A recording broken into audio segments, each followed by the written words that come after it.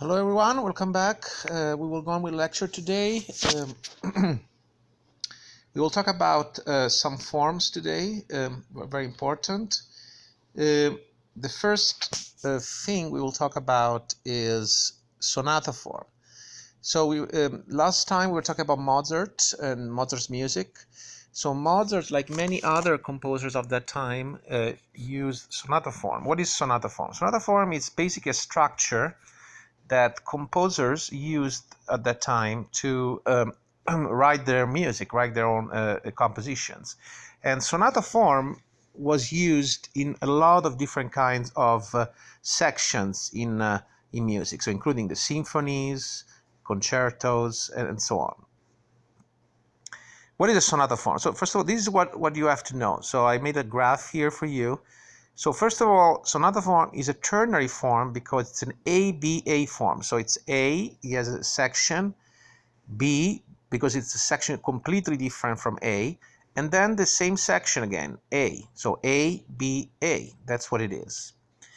Most importantly, there are three different, elements of sonata form, which are exposition, development, and recapitulation, and you have to know those three. Okay, so the exposition, development, and recapitulation. So in the exposition you have a first theme, then a second theme, then you have a development, and then you have a recapitulation, which basically restates the music of the exposition. So but there are some changes. Okay, you can play as an example that I included here, an example of sonata form, so you understand it. This is very, very useful for you to understand sonata form, because you can see, I'm just going to play this very, very famous piece, okay? Which will, let's listen to it together.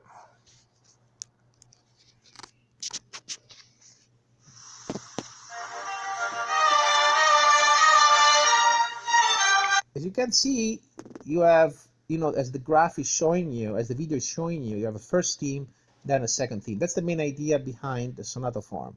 So you have a first theme of melody, then you have a transition that goes to the second melody.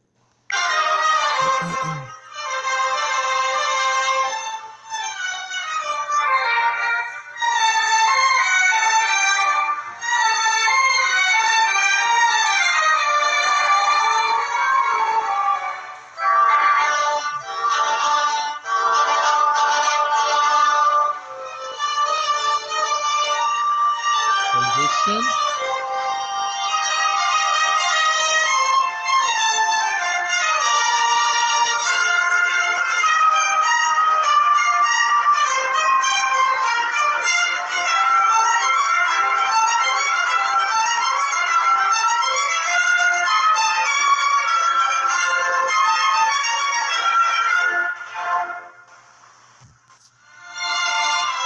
And second theme here.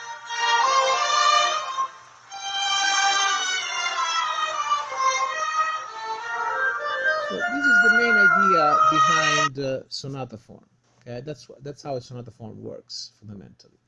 So exposition, development, and recapitulation.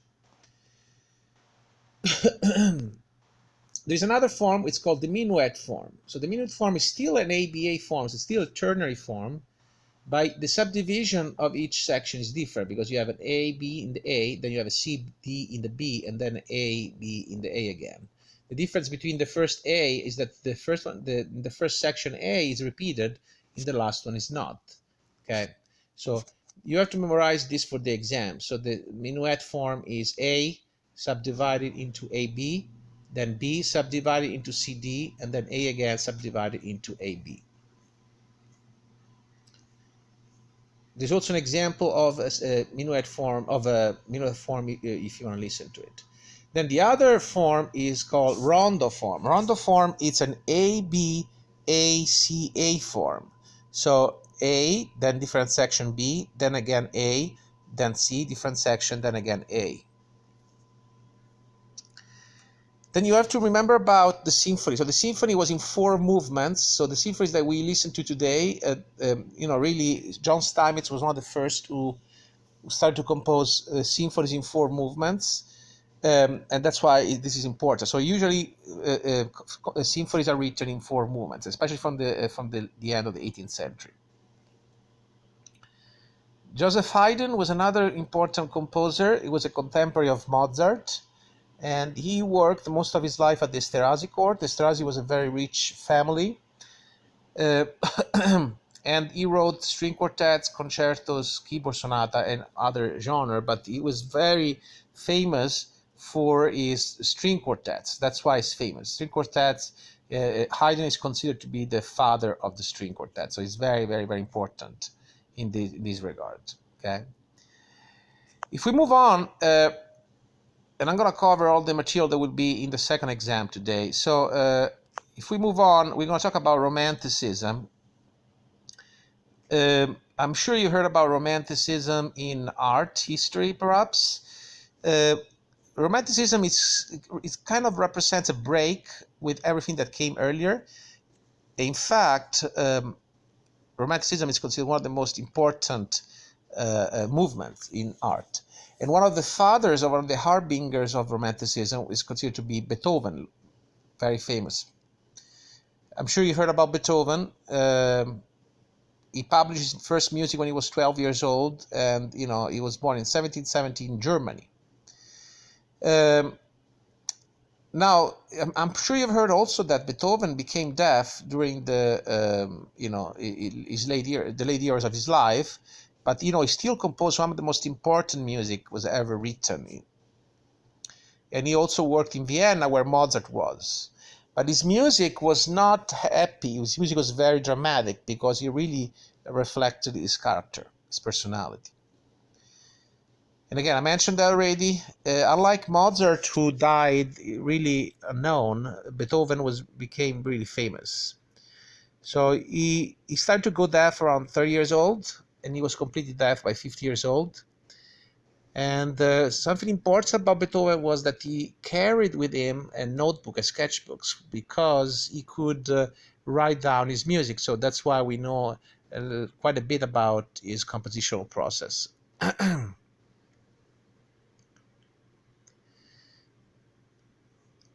Beethoven's symphonies, very important. So I will ask you in the exam, how many symphonies did Beethoven compose? Famous 9 symphonies. So Beethoven's 9 symphonies are very, very important.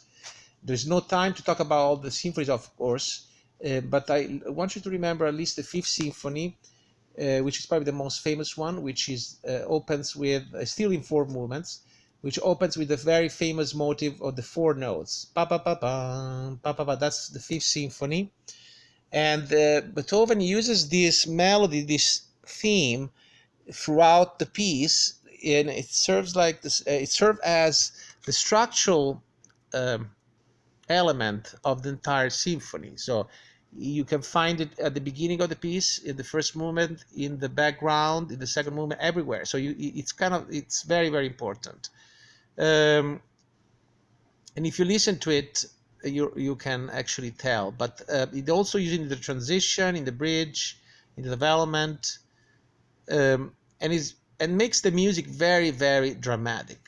And this piece, by the way, so the first piece is also in sonata form. I mentioned earlier that Beethoven is considered to be a father of the harbinger of Romanticism, because his music was so dramatic. And in fact, Romantic composers gave a lot of importance to feelings, imagination, emotions, okay, intuitions. So they, unlike the classical period where they were trying to rationalize music in forms, Romantic composers, artists, and painters were trying to break the rules in a certain way. Important is also the development of program music. What is program music? Program music is music that is based or depicts a story or a scene. Nationalism in music is also very important.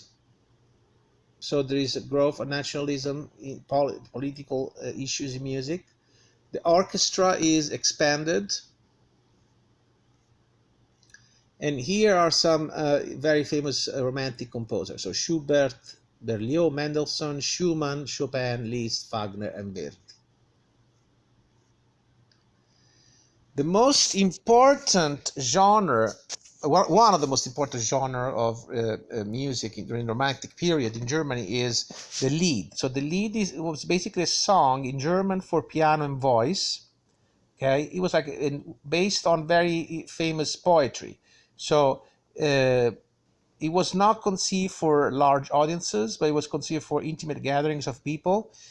But it was based on serious poetry and was set to music by important composers, one of whom was Schubert. Schubert was one of the early, one of the most important composers of the Lied, at least at the beginning.